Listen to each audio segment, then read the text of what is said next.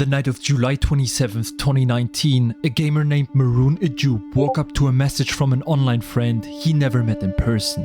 It read, "I just slaughtered my entire family and will most likely spend the rest of my life in jail if I manage to survive. I hope I made you laugh at one point or another. I hope you remember the good times. I will miss you all."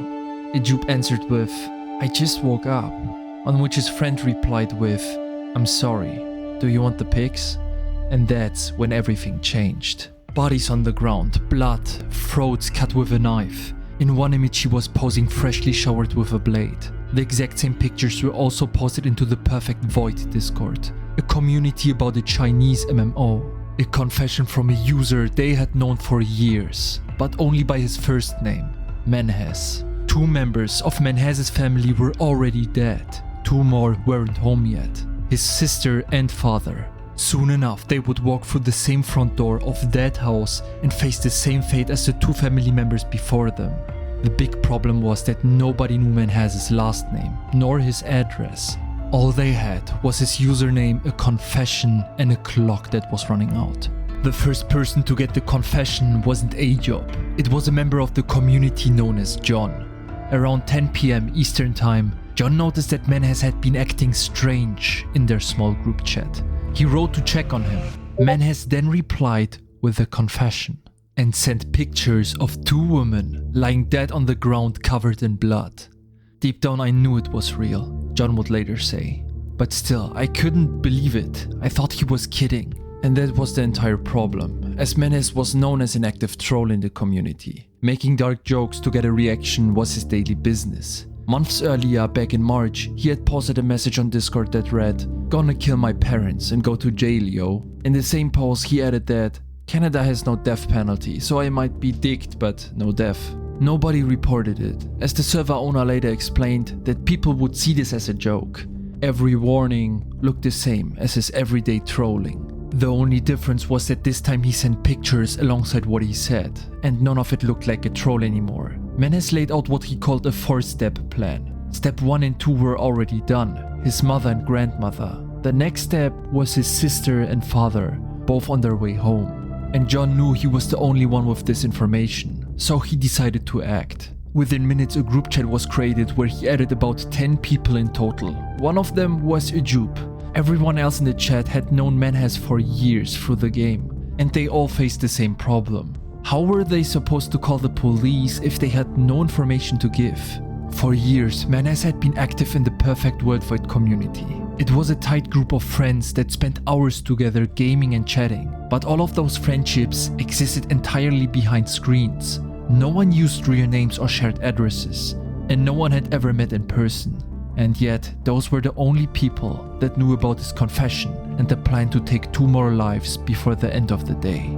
They started digging through every old conversation and piece of information Menhez had ever shared, searching for anything that could be tied to his location, until they found something. A motive. Buried across those old messages, Menhez had explained why he did what he did. "I started skipping university the first year I entered," Menhez had written to one member. "It was for mechanical engineering. Believe me, if I could rewind time, I would. But after failing half my subjects, I had to repeat my classes." His family believed he was studying engineering at York University in Toronto, which he wasn't. In reality, he had enrolled at Seneca College in an electronics engineering program, failed his classes, and dropped out after just 2 semesters, back in 2015. For years, he had left his family's home as though he was heading to class. Instead, he went to a nearby shopping mall and the gym, killing time before coming back and pretending he had a normal day at school. And now, the lie had reached its expiration date.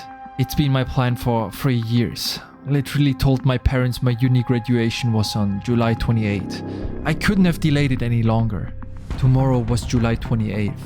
The day his family expected him to walk across the stage, shake someone's hand, and accept a degree that didn't exist. And instead of confessing, he had decided 3 years ago to kill them before they could find out. "I did this because I don't want my parents to feel the shame of having a son like me. I chose to kill them instead of me out of cowardliness, due to me being an atheist and believing this is the only life we get. I'm a pathetic coward and a subhuman. I wanted them to die so that they didn't suffer knowing how much of a pathetic subhuman I was. It's all very selfish. I'm just pathetic. The members reading these messages in real time were processing two things at once. The crushing absurdity of the motive, a university lie, and the fact that right now, right in this minute, 2 more people were about to die because of it. At approximately 11 p.m., Menhez's 21-year-old sister named Melissa Zaman came home from work. She walked through the front door of the house, likely expecting a normal Saturday night. Maybe looking forward to her brother's graduation ceremony the next morning. She had no idea that her mother and grandmother were already dead upstairs, and no idea what her brother had become. Menhez called her into the guest bedroom, where he was already waiting for her. Upon entering, he struck her with a crowbar to the head and began fighting her for about 10 minutes. That's how long it took, until he managed to make sure that she would never wake back up. On Discord, the members of Perfect World Void were watching the messages roll in, unable to make them stop, and they were running out of time. Menhez's father was still at work, but he would be home soon. Every minute that passed brought him closer to walking through the same front door his daughter had just walked through. And if they couldn't figure out where Menhez lived before his father got home, a 4th person was going to die. With only his father remaining, Menhez started chatting again and messaged Ajub. Parts of me wanted to spread faster, so I get caught faster, and this purgatory I'm in ends. He wanted to be found and was confessing to the only people who could potentially locate him, and yet they still didn't know how, until one member in the group found something that was going to flip the script. At some point in the past, months earlier, Menhez had used a PayPal account in connection with the gaming community. He had made a small trade with another member for in-game items. A member of the group identified as Bianca pulled up the PayPal account and looked up the previous payments linked to the account. And actually there it was. An address. Castlemore Avenue, Markham, Ontario, Canada. The group cross-referenced it against an IP address they had traced from Menhez's Discord activity, and the results matched. They actually had his location. Bianca instantly picked up the phone and called the police. At the same time, a friend of Menhez in Minnesota had received the same pictures and the same confession. That friend called Toronto police directly, who then traced the IP address to a home in Markham and redirected it to York Regional Police to request a wellness check. But none of it had been fast enough. Around midnight, while the group had still been desperately piecing together PayPal receipts and IP addresses, Menhez's 59-year-old father arrived home. He had immigrated from Bangladesh in the late 80s and built a life in Markham, Ontario, so all his children could have a better future. And tomorrow he was supposed to watch his son graduate from university, to sit there and be proud of him. He didn't expect his son to be already waiting for him at the front door with a different plan. By the early hours of July 28, 2019, every member of the Zaman household was dead except the one who had killed them. Menhez had killed his mother, Momtaz Begum, 50, at around 3 p.m. the previous afternoon. His grandmother Firoza Begum, 70, about an hour after that. Then he played video games and took a nap while waiting 8 hours for his sister and father to come home. 8 hours to rethink his entire plan, and yet he decided not to. On the afternoon of July 28, 2019, York Regional Police officers arrived at a home on Castlemore Avenue in Markham, where a young man was standing at a bedroom window on the upper floor looking down at them. It was when they knocked at the door 2 times, demanding for it to be opened, that one last message popped up in the Perfect World Discord. "Police are here. Goodbye." Upon opening the door, police questioned Menhez directly if there was anyone else at home, which he only replied with, "You will see." Inside the house, they found the bodies of Firoza Begum, 70, Momtaz Begum, 50, Muniruz Zaman, 59, and Melissa Zaman, 21. Autopsies confirmed each family member had been struck in the head, likely with a crowbar, and had their throat cut.